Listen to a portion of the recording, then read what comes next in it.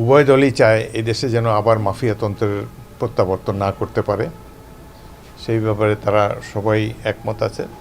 তো আগামী দিনে সংবিধান সংশোধনের মাধ্যমে চেষ্টা করা হবে জুলাই সনদ বাস্তবায়নের।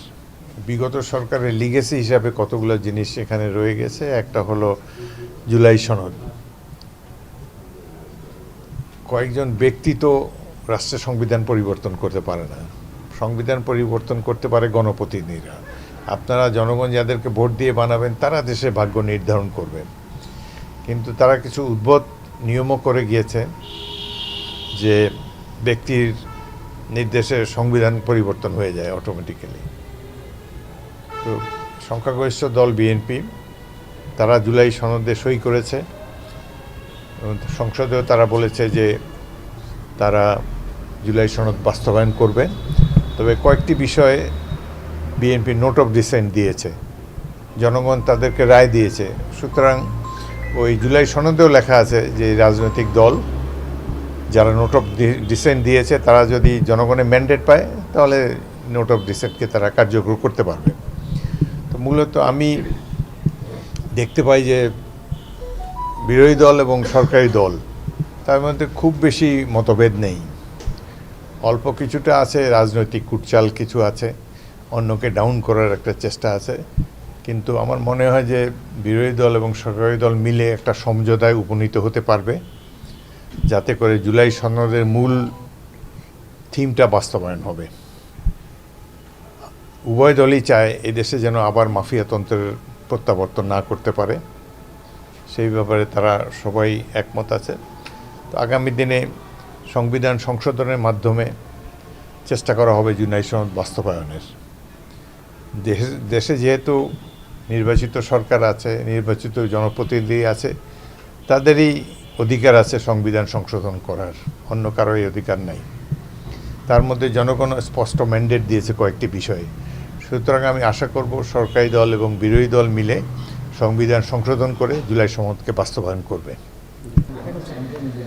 বাংলাদেশের রাজনীতি খুবই জটিল। এটাকে জটিল করে আমাদের মতো পলিটিশিয়ানরা। সাধারণ মানুষ তারা খুবই দেশপ্রেমিক। 1971 সালে মহান মুক্তিযুদ্ধের মাধ্যমে এই দেশটি স্বাধীন হয়েছে। 71 যারা দেখেনি তারা বাংলাদেশকে মিস করেছেন। সে সময় জাতি অত্যন্ত দেশপ্রেমিক, ছাত্র যুবক সকল পেশার মানুষ জীবন বাজি রেখে লড়াই করে দেশটা স্বাধীন করেছেন। 71-এর যুদ্ধ ছিল মূলত গণতন্ত্রের জন্য যুদ্ধ, কিন্তু স্বাধীনতা লাভের অব্যবহিত পরেই দেখা যায় যে দেশ থেকে গণতন্ত্র বিদায় নিল। এই দেশে একদলীয় শাসনও আমরা দেখেছি, সামরিক একনায়কও দেখেছি।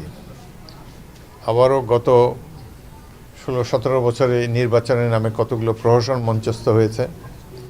আমি নিজেই 2018 প্রার্থী হিসেবে ঢাকার থেকে যখন আমার নির্বাচনী এলাকায় গেলাম, আমার বাসভবনে যাওয়ার পর বাড়িটা পুলিশই ঘিরে রেখেছে। 16 দিন ঘর থেকে বেরোতে পারিনি, এবং সেখান থেকে সন্ত্রাসী নির্বাচিত হয়ে গেল সংসদ সদস্য।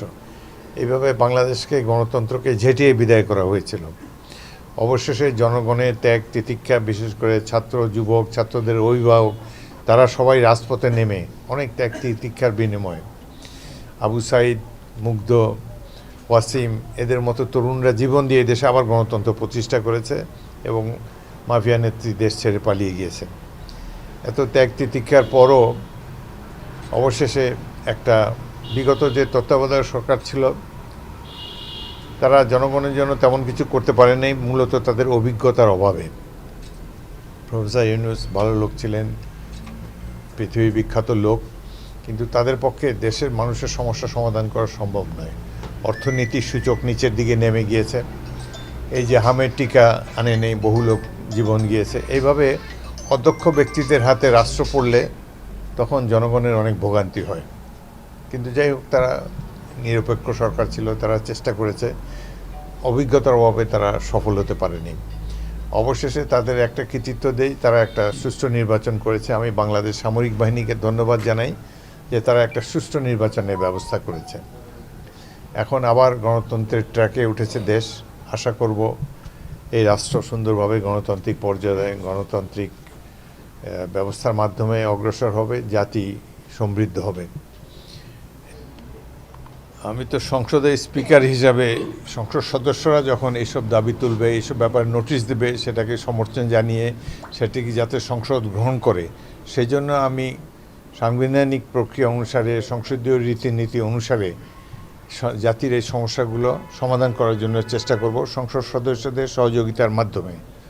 সেই ব্যাপারে চেষ্টা করব।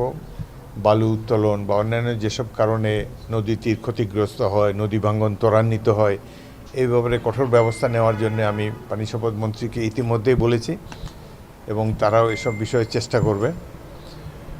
আরেকটি বিষয় এবং ভোলার যে আমরা ইতিমধ্যে সংসদীয় প্রধানমন্ত্রী বলেছেন বা বরিশালে ওখানে বলেছেন যে ভোলা বরিশাল সেতুর জন্য তিনি চেষ্টা করবেন।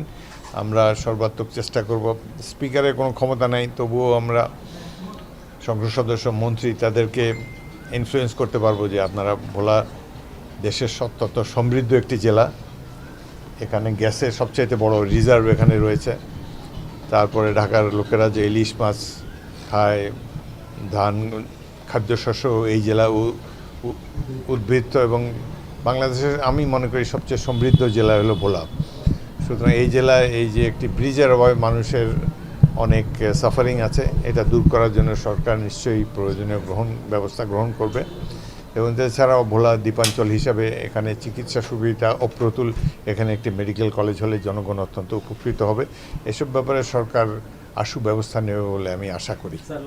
আমি আগামী পরশু দিন আমি এখানকার কর্মকর্তাদের সাথে মিটিংয়ে বসবো, তখনও বলবো, এখনও আমি জেলা প্রশাসক এবং এসপি তাদেরকেও বলবো যাতে করে এই জ্বালানির ক্ষেত্রে কোনো ধরনের অনিয়ম যেন না হয়, সাধারণ জনগণ যেন জ্বালানি থেকে বঞ্চিত না হয়।